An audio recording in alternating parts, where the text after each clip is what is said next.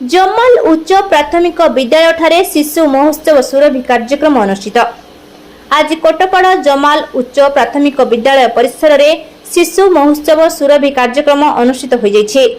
आजिर एही कार्यक्रम कोटपाड़ गोष्ठी शिक्षा अधिकारी स्वप्नेश्वर नायक अध्यक्षतार मुख्य अतिथि भाव में कोटपाड़ एनएससी अध्यक्ष एम शंकर राव, उपाध्यक्षा एम संतोषी एवं सम्मानित अतिथि प्रधान शिक्षयित्री सौदामिनी सामंतराय उपस्थिति रे अनुष्ठित होइथिला।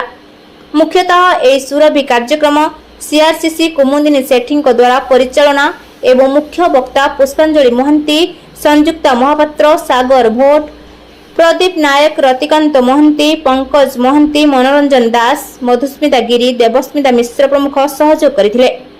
आजिर एही शिशु महोत्सव सुरभि कार्यक्रम रे मुख्यतः वक्तृता, रचना, चित्र, नृत्य संगीत, विभिन्न सांस्कृतिक कार्यक्रम और प्रतियोगिता कराଯାଇଥିଲା एवं उच्च कोटीर प्रदर्शन करिथिबा छात्र और छात्री मानक उपस्थित अतिथि मानक द्वारा पुरस्कृत कराଯାଇଥିଲା।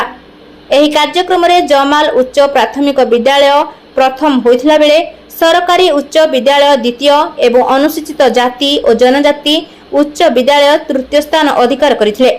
विशेष करी एही कार्यक्रम रे कोटपाड़ ब्लॉक और एनएससी विद्यालय शिक्षक और शिक्षयित्री समस्त सीआरसीसी माने उपस्थित रही पूर्ण सहयोग करथिले।